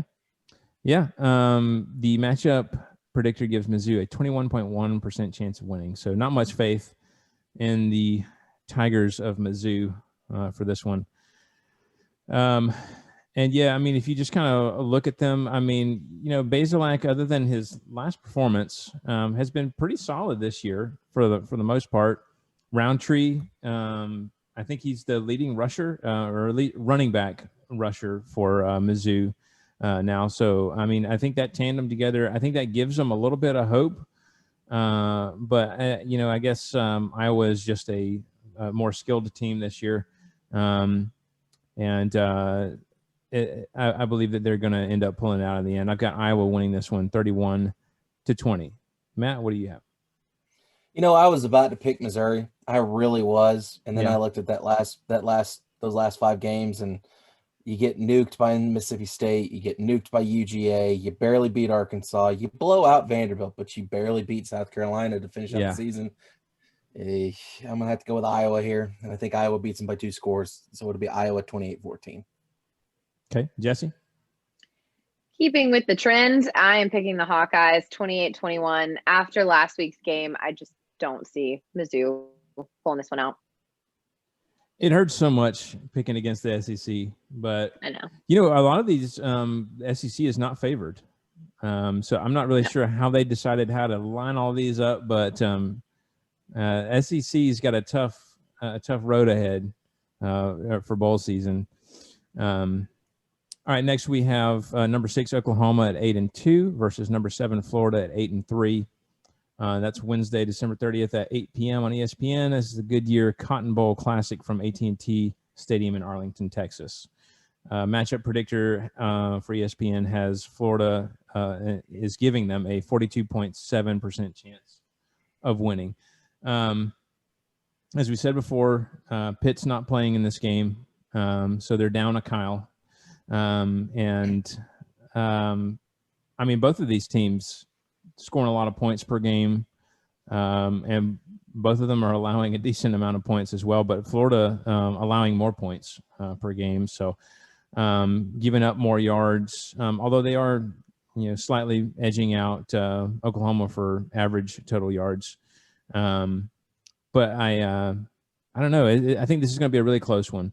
Obviously, Florida's had their struggles, but I do think that they kind of have a little bit of an edge on Oklahoma in this one. I'm going to go with Florida winning this one 37-34. Matt, what do you got? I want to pick Oklahoma, and I don't say that because I don't like Florida, but I mean, Oklahoma won the Big 12, but again, the Big 12 is always suspect, and we all know how Oklahoma plays in bowl games. By the way, did you know why Oklahoma coaches have to eat their cereal off a plate instead of out of a bowl? Because when a bowl's involved, they choke. So I'm going to that one's free. I knew where that was going. To be able, yeah, you did, because I've been using that joke since the year 2000. I'm not kidding. I really have. I made that joke the very first time when Bob Stoops played his first national championship game. Yeah, Florida, even without Kyle Pitts, I think they're going to have the edge here. So I'm going to say Florida wins this thing. I'm going to say 35-28. There's a lot weighing in the balance in each of these picks, by the way, just to add that little bit of extra pressure. And you're in the lead, so you feel the pressure more. So, Jesse, what do you have on this game? Yeah, I think Florida's pissed off after losing an SEC championship, but I think that helps them. And so I think Florida's going to take this one, even without their one Kyle. I think they're going to take it 35-31. Nothing scarier than a pissed off cousin Eddie. So no, he'll fight you. Yeah. Literally. He's proved that fact. Yeah. All right. Next, we have number 24 Tulsa at 6-2 versus Mississippi State at 3-7, but still getting a bowl game. Thursday December the 31st. This is the first day with my new mouth, guys. Give me a minute. This is Thursday, December 31st at noon on ESPN, and that is the Lockheed Martin Armed Forces Bowl from M&G Carter Stadium in Fort Worth, Texas. If I mispronounced any of that, please forgive me. The matchup predictors got Mississippi State at only a 39.4% chance of winning, so not being very kind to them. So Tulsa, they actually played. Who did they play in there? They played Cincinnati, right? Tulsa. They played Cincinnati. Last Okay. I could have. I was gonna say I could have sworn that they were the ones who. And played they barely Close lost. game. Right. Close game. 27-24. Yeah, Right. Close. So, gosh, I mean, this one is just kind of another. And all of these, I feel like we're going into these matchups blind because we really don't know what to expect. But Mississippi State obviously having a ton of struggles this year. I think that we saw a few flashes of greatness. We saw it in game 1 with Costello at quarterback. We saw it last game with Rogers at quarterback. I don't think the consistency is there, though. I think we kind of see a drop off again. And I think we see Tulsa winning this one. Still close, but winning this one 27-24. Matt? Yeah, Tulsa's in their last 5 games, it looks like they've beat they beat a top 25 SMU. They barely lost to a top 10 Cincinnati. So I think Tulsa's got the edge here. And again, we all know that Mississippi State doesn't have the defense or the offense right now. They haven't looked good this season. They just haven't. So yeah, I'm gonna say Tulsa wins this one big. I'm gonna say Tulsa wins 35-10. Wow. I think Okay. it's gonna be a bad day. Yeah. All right. I'm picking a little closer than that. Even with the Mizzou win, I still don't have a lot of confidence in Mississippi State, but I'm looking at Tulsa's schedule, and sure, they barely lost to Cincy, but they also didn't have a super large margin against a really bad Navy team, unranked Tulane and Eastern Carolina. Yeah, it'll be closer than I think Matt thinks. So I'm picking Tulsa 28-17. Telling you, Mississippi State's about to get rocked. Got a feeling. Maybe. I hope not, man. Come on, against Tulsa. Come on. But we'll see. Listen, with the way they've looked this season, It's fair. It's totally fair. I mean, I could totally see it happening. I'm just saying. I hope. I mean, come on, we got to represent. Come on now. Yeah, we're not picking like any SEC teams right now. I know, right? No, we haven't. They haven't given us much reason to That's pick fair. them, have they? I was going to say, fair. with all due respect to our beloved SEC, I would rather have a point. So, Yes. all right. Next, we had Arkansas at 3-7 versus TCU at 6-4. By the way, did you guys know that Gary Patterson has been at TCU for 20 years? Yeah. He Yeah, started right. there in 2000. No. Forever. I did No. not know he had been there so long. Oh, wow. Anyway, that's Thursday, December 31st at 8 p.m. on ESPN. And does anybody know how to pronounce that? The first word there in the Texas Bowl. It's a sponsor, but I don't know. I'm not familiar. Yeah, with it's Mercari. It's Mercari. Okay. I know what it is. Okay. Cool. Yeah, they're kind of like a Poshmark. Sweet. Okay. So What's a Mercari. Poshmark? A selling and buying. You app. might as well have said it's like a flim flam. I know what that Yeah, is. it's like a selling and buying app. Okay. Cool. All right. So apparently I need to brush up me, on Wes, my don't know what it apps. is. The Mercari Texas Bowl. Now that I feel like I've heard that name, but haven't dealt with it, so I don't know. Anyway, Texas Bowl from NRG Stadium in Houston, Texas. Arkansas has a 30.5% chance of winning this one. So we've really been talking good about Arkansas. The truth of the matter is that they really have struggled, and at least in terms of record. Okay, 3-7. Now that said, I'm not trying to pile on them too bad because obviously there's been a lot to overcome there, but they didn't finish particularly well, losing to Florida, LSU, Mizzou, and Alabama. Obviously, Florida and Alabama you would expect. But I thought they might get it done against LSU, especially this year. Thought they might get it done against Mizzou. Both of those were close games. Total of 5 points between those two games, losing. So, Arkansas' season could look a lot different this year, especially when you go even further back to the Auburn game, which we all remember what happened there. So there's been a lot of craziness in a crazy year for Arkansas. So, but unfortunately, it appears as if the odds are stacked against them here as well. I am going to agree with the experts. I've got TCU winning this one 31-27. Matt? Yeah, just Arkansas is just not there yet, and I feel bad picking against all these SEC teams, but again, they haven't given us a reason to pull for them. So not to pull for them, but not to pick them. I mean, let's be honest, they haven't looked great. But again, that's against other SEC opponents. See, we got no frame of reference here at all because we haven't seen any SEC team play anybody outside the conference all season. And usually we'll at least see one or two games that we can kind of use, and we don't have that this year. So I'm picking TCU as well. 30-23. Okay, Jesse? I have to pick the Horned Frogs, Horned Toads. I don't know, something gross. The purple gross mascot, but yeah, gross. Picking them, like you said, Arkansas has had some encouraging moments this year, but they're just not quite there yet to get a bowl game win, I don't think. So I'm picking TCU 28-24. Okay. All right. Next, we have number 8 Cincinnati at 9-0 versus number 9 Georgia at 7-2. Friday, January the 1st at noon on ESPN, and that's the Chick-fil-A Peach Bowl. I can say that one. Yeah. We know that one's easy. From Mercedes-Benz Stadium in Atlanta. Matchup predictor gives Georgia a 70% chance of winning.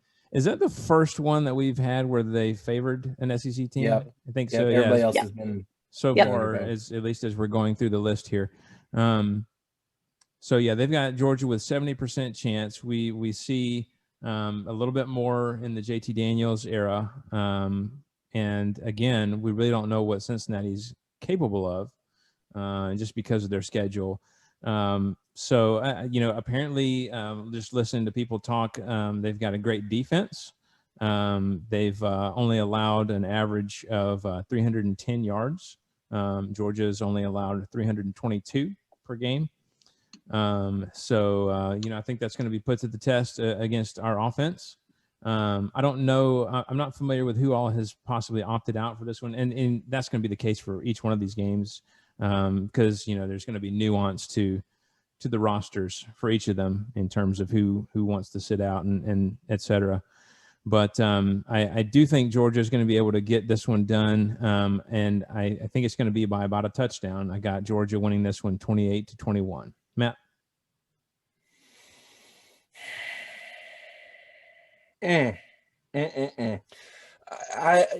Georgia's one of those teams that confuses me. They could come out and they could win this thing 42-10. They could come out and they could lose this thing 17-3. It's just I'm not sure what we're going to get out of this UGA team, and especially in this situation against an underdog. And Wes, you're a Georgia fan, you know this. Georgia has sometimes in the past had a bad habit of playing down or up, depending on who they're playing. I'm hoping they play up this time, so hopefully this won't be an issue. So I'm going to say Georgia wins this thing 20-10, but I would not be shocked if we saw some weird voodoo-filled kind of game where Cincinnati ends up pulling out this win. Sorry, Wes. It's definitely a dangerous game because Cincinnati is ticked off that they were not even considered. Very motivated. As they should be. Completely. Yeah, and they need to use that. And if you're in a position of a team like them, in order to UCF against Auburn, 3 years ago. I remember that. I remember that all too well. And then because if you're a team like that, you have to start building your case for next year. You have to start it with your bowl game from the year prior, really, or even even earlier, really, because in order for the committee to even consider you, you're going to have to start building that resume, which is not fair because other teams like Ohio State or whoever, they don't have to do that because they're already in the committee's mind. But if you're a lesser team like this, you have to have that consistency from year in and year out. So they're going to be wanting to prove themselves, and it's one of those games that could be dangerous for Georgia. And I completely agree with you, Matt. Jesse, what do you think? Yeah, I agree with you guys. I think this one is one that the Bulldogs need to tread carefully and prepare like this is an Alabama or whatever, because it's like I just mentioned, UCF, Auburn. Everyone was like, oh, of course. The reason UCF didn't get into the playoff is because they don't play anybody. I said it. I still stand beside it because I hate Auburn, so Auburn lost. But you have to be careful because these teams want to prove that they should be considered. And this is the first step that they have to do that if they've been snubbed. So I think it's like Matt said, you never quite know. Georgia's one of those that you're like, wow, they're going to do really good. And then they let like a Mississippi State put up a lot of points, you know? Mm-hmm. So I am going to pick the Bulldogs, but I'm going to pick them by a touchdown and a field goal. And I think that might be generous. 34-24. Okay.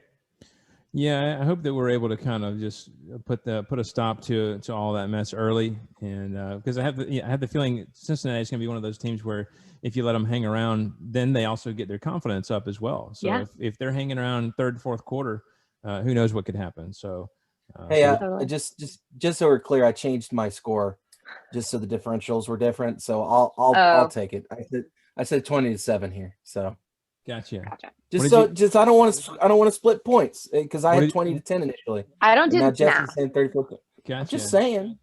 I'm trying to help so you out. We also do tiebreakers too. So I guess as long as they're not exactly the same. Although the other day we still had it still worked out where it was split. Okay, fine. I'll keep my 20-10. Dude, you make your pick and we'll stand by it. All right, so next we have Auburn at 6-4 versus number 14 Northwestern at 6-2. That's Friday, January 1st at 1 p.m. on ABC, and that is the Verbo Citrus Bowl from Camping World Stadium in Orlando, Florida. Matchup predictor gives Auburn a 60.1% chance of winning this one. This is so funny because Northwestern gave Ohio State all they could handle, but yet they have an unranked Auburn a 60% chance of winning. They just fired their head coach, by the way. Don't forget that. They just fired their head coach, yeah. So yeah, and they're not playing in Jordan Hare. Yeah. Now Northwestern does have a good defense against Big Ten teams. So again, this is so frustratingly difficult to try to figure out because it's like the measuring sticks. It's like I have feet and I have centimeters over here, and I'm like, I don't even know what's what anymore. But anyway, so I am going to go with the experts on this one. Unfortunately. So apparently ESPN's matchup predictor and Vegas are two separate things. I mean, obviously they're two separate things. Mm-hmm. However, Vegas has Northwestern winning this one, whereas ESPN has Auburn favored a little bit. So I'm going to go with the Vegas experts on this one. I have Northwestern winning this one 24-20. Matt, what do you have? Oh man, I'm gonna do it. I don't want to do it, but I'm gonna do it. I'm gonna say Auburn manages to pull this one off. They don't have a head coach. Yeah, they've lost 2 of their last 5. I got to pull for an SEC team somewhere. This seems like a good opportunity. Okay, so I'm gonna say Auburn wins this thing, 24-20. I listened to you talk yourself in and out of that about 5 times before you. I did that quite a bit. Yeah, welcome to being me. That's my brain's doing that. So. That's awesome. Bold hey, move. I mean it's going to be close, I think. All right, Jesse, what do you have?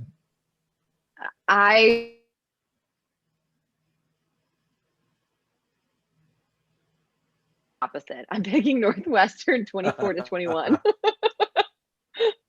All right. Well, I mean, so we're all right around the same score. It's just who's going to win type of thing. So, all right. Next, we have number 4 Notre Dame at 10-1 versus number 1 Alabama at 11-0. That is the first CFP semifinal game that day. It's Friday, January 1st at 4 p.m. on ESPN. That is the Rose Bowl game presented by Capital One from AT&T Stadium in Arlington, Texas. Now, since they moved it. Matchup predictor has Alabama with 81.2% chance of winning. there's no way I can discuss this objectively. Look, I wish. I like that said you took a second to try. You were like, Yeah, you really did. You really. I said did. on I saw that. Sunday, as soon as they revealed it, I said I hope Bama wins by 70 points. And this comes from somebody who's not even a Bama fan. But I just nothing would give me more joy. Do you remember the national championship when I was a sophomore and we left at halftime because we were all bored and we went to the bar to celebrate at halftime? Yeah. Right. I remember that. Brent Musburger was oohing and awing over AJ McCarron's girlfriend on Catherine Webb. Yes. Yeah. Yes. And it was our back-to-back. Yeah. 2011, 2012 year. Mm-hmm. I hope that this victory makes that one look small. But I think it's going to be something like that, though. I mean, I don't think Notre Dame has anything for Bama. I have Bama more than doubling their score, although like I said, I hope it's way more than this. I got Bama winning 45-21. Matt, what do you have? The Bama hater in me wants this game to be close. Like, I want it to be close. But I don't need another Florida game. Who do you hate more? I don't think. Well, the thing is I'm starting to come around to Notre Dame. I'm not going to lie to you. Stop it. No, I'm serious. I'm serious. I listen. No, you're doing the heel. Listen. No. I'm not. I listened to. Shut up. I listened to. You can't even say this with a straight face. No, I'm legit. I listened to Coach Kelly's interview on Saturday, and he sounds like a very genuine person. He is. His stance about the whole, the kids' family should be able to come to the bowl game thing, that kind of got a little bit of capital with me. You know what? Maybe no. You maybe also like that he threw shade at Ohio State. I appreciate that too. Maybe I've been wrong about it, but I'm not wrong about the fact Brian that Kelly's great. Notre Dame sucks. Whatever. Anyway, like I said, I want this to be a competitive football game because I like competitive football games, but I don't think that's going to be the case. So I'm going to say Bama wins this thing handedly, 42-20. Notice I said 42 and not 45 because Bama will miss a field goal in this game. Oh. No. We have a good kicker this year. Words I never thought I'd Here's another say. reason why I want it to just be a total destruction fest, because I want them to prove that Notre Dame just doesn't need to be there. And so next year when they think, oh man, name recognition, they might think, oh man, remember what happened when we did that last year and they just totally blew up in the playoffs? Let's not do that again. That's where I'm coming from too. I don't know. Jesse, what do you have? I thoroughly enjoyed 2012, even though I didn't admittedly watch the second half of the game. Thoroughly enjoyed the first half. I'm picking Bama 42-27. I hope it's a repeat of what we did in 2012, and I hope that our defense cleans up all the mistakes from this past weekend and that our offense continues to just annihilate. Yeah. I do like Brian Kelly, though. He's a nice person. he's a nice man. He's a nice man. Yeah. This reminds me of The Hangover. She's a nice lady. She's a nice lady. All right. Next, we have number 23, NC State at 8-3 versus Kentucky at 4-6. That's Saturday, January the 2nd at noon on ESPN. That's the Tax Slayer Gator Bowl from TIAA Bank Field in Jacksonville, Florida. They're giving Kentucky a 57.4% chance of winning this game. ESPN is. And we've seen Kentucky just go up and down. It's really kind of hard to tell where they're coming from, where they're going, any of that. But I do think that they have a slight edge here against NC State. And again, we're going to see another close one. Most of these have not been predicted to be blowouts. So I mean, that would be fun to watch anyway. So I am going to go with Kentucky winning this one 27-24. Matt, what do you have? Listen, every time talking's hard. Anytime I've ever seen NC State play an SEC team, it always seems to be one of those games where they play really tight, really, really close. Kentucky, I just haven't been impressed with the last month and a half or so. I don't see it. I just don't see it. So I'm going to pick NC State. I'm going to pick against the conference again. Probably going to end up regretting that decision, but I'm going to say NC State wins 24-20. Well, I mean, you're starting to break away here, and so either you're going to pull way ahead or you're going to come back to the pack a little bit. So we'll see. Hoping it's the latter. Yeah. Jesse, what do you have for this one? This one's tough. It's hard to compare these schedules because no one's had out of conference play. So I'm looking at these last 5 and I'm like, I just don't know. But the losses that Kentucky has are to the people they should lose to, makes sense. I'm gonna pick Kentucky 24-21, but they win in overtime. Wow, that's really specific. I feel like Vicky Valancourt right now. I'm like, that's what it's gonna be. Nice. All right. Yeah. I have a question. Yes, you have a question. Yeah. I need someone to help me out here. Vicky Valancourt. The Water Boy. Yeah. Oh, like, yeah. Click. All right. She's like, it's blah, blah, blah, blah. And he's like, oh, that's my prediction. She's like, right. What it's going to be. It's been a long day. You didn't say I missed that one completely. You're a teacher and it's almost Christmas break. Well, no, I didn't have kids today, but oh, yeah, I missed it. Life is hard. It's fine. That got very nihilistic very quickly. All right, let's move on. All right, next we have Ole Miss at 4-5 versus number 11 Indiana 6-1. That is Saturday, January the 2nd at 12:30 p.m. on ABC. That is the Outback Bowl from Raymond James Stadium in Tampa, Florida. Matchup predictor, not very kind to Ole Miss. 26.8% chance of winning in this one. Indiana played some really good football this year, so I could understand that. They didn't have a ton of offense, at least in terms of their total yards. Obviously, Ole Miss was way more average-wise this year. But Indiana also playing some pretty good defense. They're only averaging 360 yards total allowed to Ole Miss's 535 average total allowed.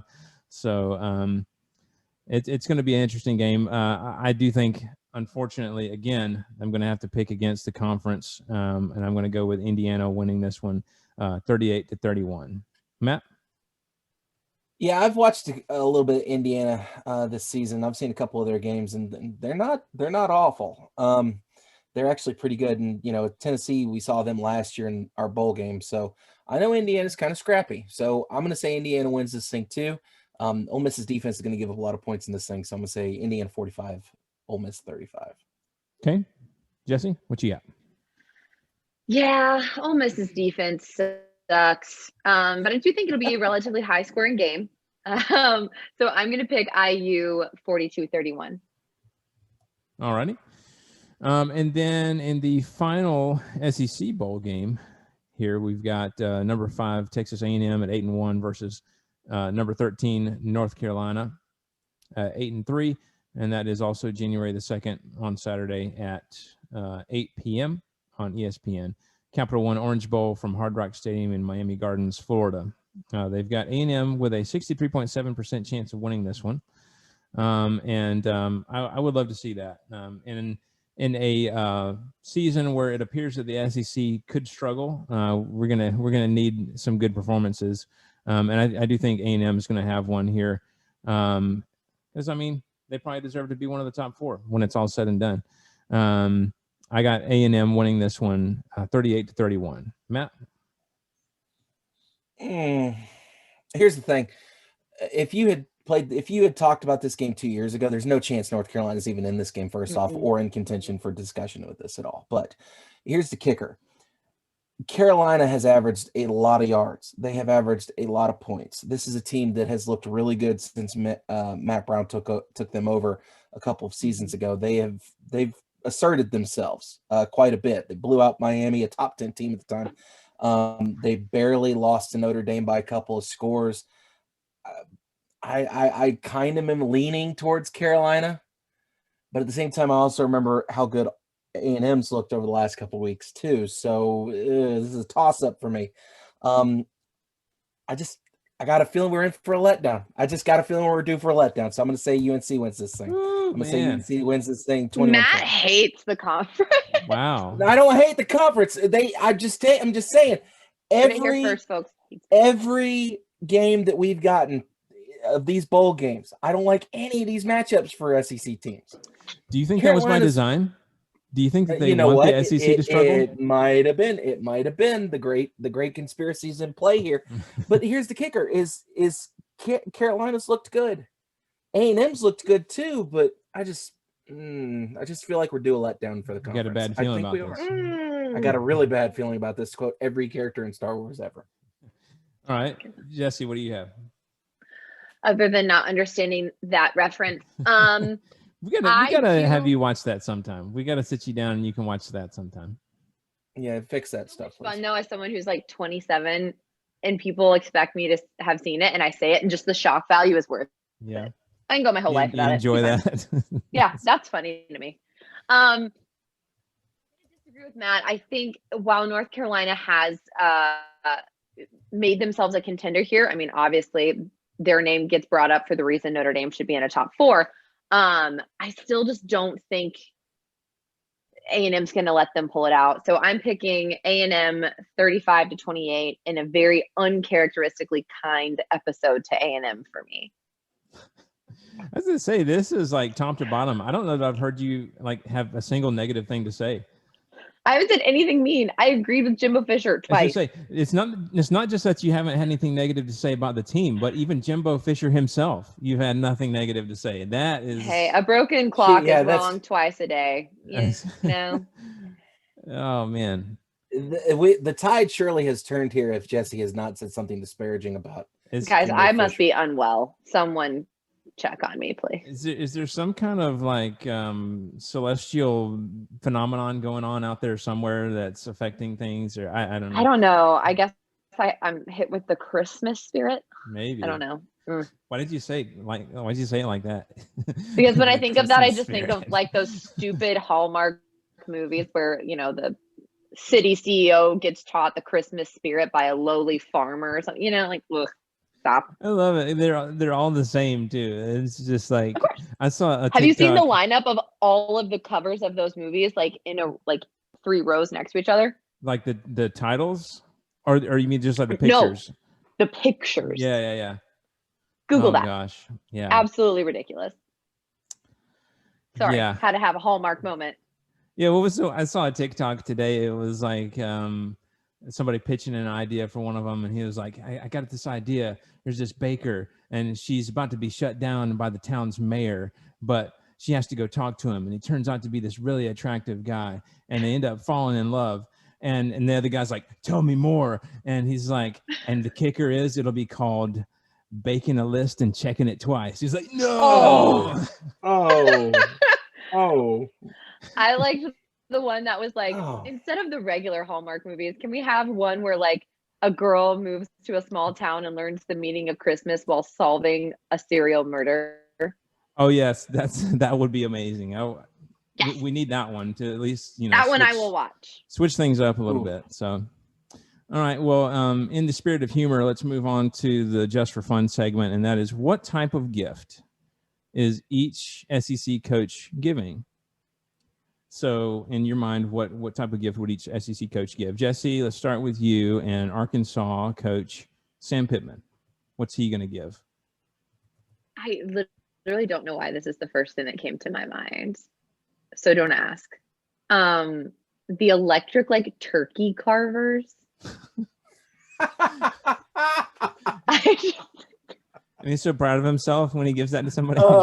Yes, sir. He's like, yes, sir. He's like, this will come in handy, son. And you're just like, I'm 7. I don't know. The parents are like amazing. awkwardly taking That's it away. Thanks. Thanks, Uncle Sam. An avocado. Thanks. That's right. Don't know why. Came to my mind. I love it. Auburn and Gus Malzahn, Kevin Steele. Take your pick. I can't. Yeah, I got to go with Gus because I don't have enough about Kevin to come to mind. Yeah. Gus, first of all, the family showing up to Christmas in matching sweater vest. Absolutely. Mandatory. You have no choice here. No doubt. You have no choice. And I think he's the one that like gives you crystal wine glasses. Crystal stemware. Yep, crystal stemware for sure. Okay. And I love again, the kid's like, Uncle Gus, I'm 7. He's like, you'll appreciate that one day, son. Right. It's like, okay. Okay. All right. Next, Florida and Dan Mullen. Dan Mullen, he just brings a bowl of lime jello. That's it. Lime Jello. He wraps lime jello. What? Why? Because I can't get Cousin Eddie out of my head, and Cousin Oh. Eddie eats lime jello with cat food, and I'm just thinking of Fair Dan enough. Mullen showing up with a jello mold, and they're like, this was a gift exchange, and he's like, yeah. And they're like, okay, and the host is like, don't argue with him, he's absolutely insane. Thanks so much, Dan. You guys go sit down, get you something to drink. Not only does he have lime Jello, but he detects everything lime in the house. I'm just picturing like from the movie the Yep, that's lime. yep, that's him. Absolutely. He's the one at the White Elephant Exchange. Everyone's like, dadgummit, I got the jello. All right. So, and then finally, of course, we conclude with Nick Saban. This one, see, Nick's always the hardest for me. Because I worship him. Honestly, I don't know why I think this either, but I'm seeing Nick Saban giving the, what are they called? Like the cars that the kids get, you know, like the Mercedes cars that the kids can ride in. Like a Power Wheels? Yeah, like a Power Wheels, but they're like Yeah. not the regular ones that we had, like the Right. nice ones. Like everyone's getting like a Mercedes Power Wheels. Oh, right. Yeah. He's going to give one of those? Yeah. Okay. All right. Don't ask why. I don't know. Yeah. Hey, it's your answer, so you can make it whatever you want. Yeah. Stockings filled with oatmeal cream pies. That's right. Those are going to get squished. It will. Yeah. But they'll still be delicious. So, all right, Matt, Texas A&M and Jimbo Fisher. What's he giving people? This, by the way, I'm going to warn everybody. This is going to be a little bit too on the nose. So if this offends you, I'm sorry, but I'm not sorry. Jimbo Fisher walks in on Christmas Day and hands you either a bag of cash or the keys to a brand new car. One of those two. I just got a feeling he's a generous guy. That's just what I'm thinking. You know, he's got that big old contract. I think that's how Jimbo gets down. Do you think it's another one of those? But Mr. Fisher, I'm 7. Yeah. Well, I come think talk the to me when kid's you want to mom play is some football one day. Yeah. Kid's mom's like, shut up, take it. That's right. Yeah. Giant bag of cash. That's right. All right. Vanderbilt and Derek Mason or Clark Lee or take your pick. I can't go with Clark Lee yet, so we'll go with who we know. So Derek Mason is buying you a card. When you open that card, there is a gift card inside of it for $20 to GNC so that you can make sure that you get your protein, your multivitamins, and all of your nutritional That's not needs. even to get you a big thing of protein. That's gonna get you like a baby one. Or like the big, well, that's true, but he's not worried about that. I mean, he can't afford right now. Well, no, I guess he can because they had to pay his buyout, didn't they? Yep. Wait, did he take a buyout? They had a buyout for him, didn't they? Oh, isn't that think one of so. those that we don't know because it's a private college? Right. We have no idea what Mm-mm. he may not have had a buyout. Who knows? Yeah.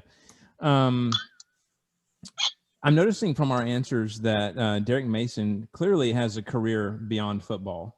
He has to. Instagram influencer, hands down. Yeah. Absolutely. All right. So, all right. Next, Kentucky and Mark Stoops. Mark Stoops was going to be difficult because I wasn't sure what he was going to do. My initial reaction was going to be a bottle of bourbon again, Right. which little Jimmy will say, "I'm 7. I don't need this." Well, whatever. His dad's like, I do. Yeah. And then on the other hand, I was thinking maybe, I don't know. He seems like the kind of like he's that fun uncle that might buy you a BB gun, even though you're not supposed to have a BB gun. He just Right. strikes me as the type. So yeah, something along those lines. Either a bottle of bourbon or a Red Ryder BB gun with all the stuff that comes attached. Your little kid voice was like the Robin Williams. Rabbits don't lay eggs. What is this? All right, LSU and Ed O. What's he giving out? When you open up your Coach Ogeron present, are greeted by a T-shirt that he snagged out of the athletic department's closet somewhere from a bowl game they were in 10 years ago. He doesn't strike me as the type to be very sentimental or to really put a lot of thought into gifts. So I think he hands you the gift, and then when you open it, you see it's an LSU bowl game from like 10 years ago, like I don't know what bowl they were in 10 years ago, but he hands it to you, you open it, and you can go Tigers, and then that's it, and then you walk on. And it's an extra, extra large, and you're like, I'm right. 7. It's definitely not a shirt that fits you. So no, that's out of the equation as well. So, are you saying he's like Aunt Bethany? He just wraps up stuff around his house? Yes, that's exactly what I'm saying. Random objects and just wrap them up. All right, so finally, Tennessee and Jeremy Pruitt. What do you got? I'm going to say Coach Pruitt is giving out hardware sets just because he seems like the kind of practical nuts and bolts kind of guy. Hardware. I just don't like a really nice ratchet set. Like he seems the kind of guy that would give somebody a ratchet set. And you went to Sears. Yeah. Well, I don't even know if Sears still sells ratchet sets, to be honest. But yeah. Okay, I got that. I got Here's that on a subscription sale. to HelloFresh. I learned what asparagus was. You should too. Yeah. Use my discount code. You watch. He's got a whole new education on food because of that. He's going to become some kind of like connoisseur. He's going to go to culinary school. Yeah, it's a new horizon for him. So you never know. All right. All right. So we're moving on to Mississippi State and Mike Leach, and he thinks everyone needs to be educated on things that he loves. So he's giving out the book Piracy: A Complete History by Angus Kunstam, or however you pronounce that, but it is a real thing. I found it today, and I have the feeling that he would give that to someone. Ole Miss and Lane Kiffin. It really depends on who it's for. Let's be honest. If it's for one of the co-eds, probably something between items for something for that special someone. You know what I mean? And or a mixology bartender kit, because you must always be prepared. So he just makes you a custom Ole Miss beer pong table. Yes, because you got to be prepared to party at any time. So, all right, Mizzou and Eli, Coach Drinky. He's got the coffee table book of 10,000 coaching cliches. And look, so over the course of 2 interviews, is it a used copy? I probably that he's flipped through many times. Yeah. So this inspired me because we only had 2 clips of him, at least in recent shows. But there were so many cliches contained in only those 2 videos or clips that I wanted to splice them together and give you guys a taste of the cliche machine that is Coach Drinky. You ready for this? Oh, God. Toughness Tuesday. It was a team effort. They kept believing, kept fighting. It ain't about what we don't have. It's about what we do have. It's about the heart that we play with. It's about us circling the wagons, and didn't have anything to do with me. Had to do with those players executing. It was phenomenal. And I had no doubt he's nails in practice. He's been nails all day. Our guys believe, and it's awesome. Let's go win the game. Nodded his head and said, let's do it. And we did. One play at a time, 1-0 mentality. Play the very best you can on this play and don't worry about the next. Believing in each other. Doesn't matter what the outside world says in life at all. It matters what you believe and what you set your expectations for, and you're darn right it does. M-I-Z. One of my favorite ones is right in the middle where he's like, they said, let's do it. And we did. And we did. Oh, I hate him so much. Oh, man, I just... He's like the guy before an interview that memorizes the mission statement on a company's website. And they're like, what do you think about the company? And they're just like, well, I really feel like the mission of this company is to blah, blah. And it's like, did you just repeat the mission statement from the website? Right. Well, even when we were listening to his interviews in real time, I was thinking, man, I could probably just cut out some of the dead space in there. And this would be just like a montage of, just inspirational quotes or cliches or whatever. So, It's so bad. It's something. All right, let's I go. love that you put all of them together. I know. It was too good not to do. I couldn't pass that one up. And the good news is that over the course of the years, it'll only grow. So we'll have like minutes long before it's done. Oh God. All right. Next we have South Carolina, and that is Muschamp. I went with Muschamp on this one.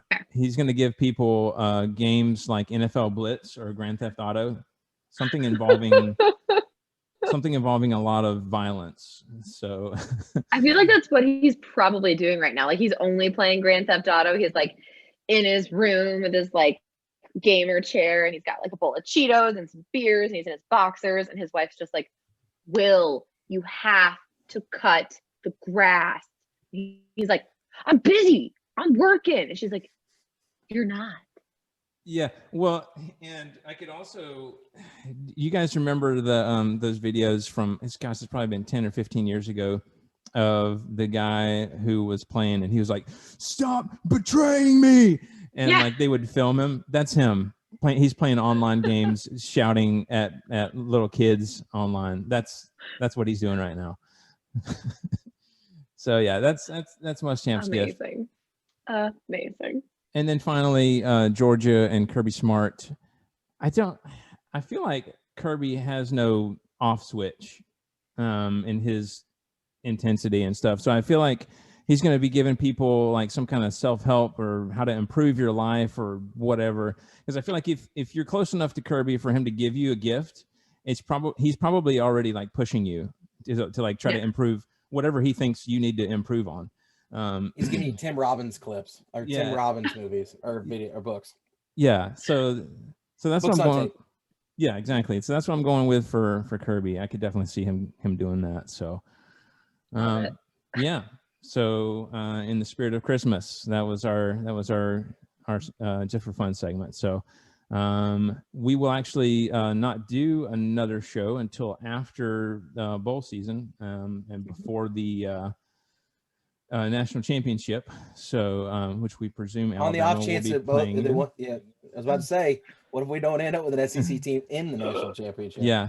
So which we hope is not the case. Hopefully that does happen. Then we watch one from 2012 or 11 or 15 or 17, and we just couldn't be me. Comment on that one. Right. So, all right. Well, that does it for this bowl prep version of Pigskins and Pageantry. We greatly appreciate you guys listening. As always, you can feel free to contact us at pigskinsandpageantry@gmail.com. Check us out on Facebook at facebook.com/pigskinsandpageantry. We're on Twitter at PPSEC Podcast.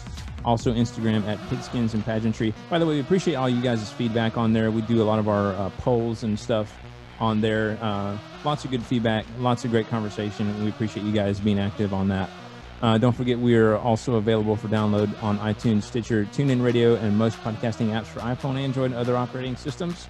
And obviously YouTube. We appreciate you guys getting involved on that as well. Lots of interesting conversation on there as well. So if you enjoyed the show, please subscribe, hit review, or smash that like button, whatever they say on the videos these days.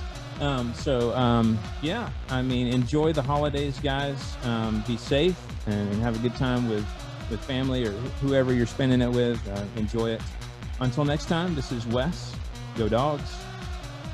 As always, guys, roll tide, but happy holidays, and let's have a repeat of 2012. Always got to plug Bama, don't we, Jesse? Guys, have yourself a good Christmas. Have a happy New Year. I'm sure we'll see you before then. Go Balls. Please, somebody. Go somewhere. Yes, please go somewhere.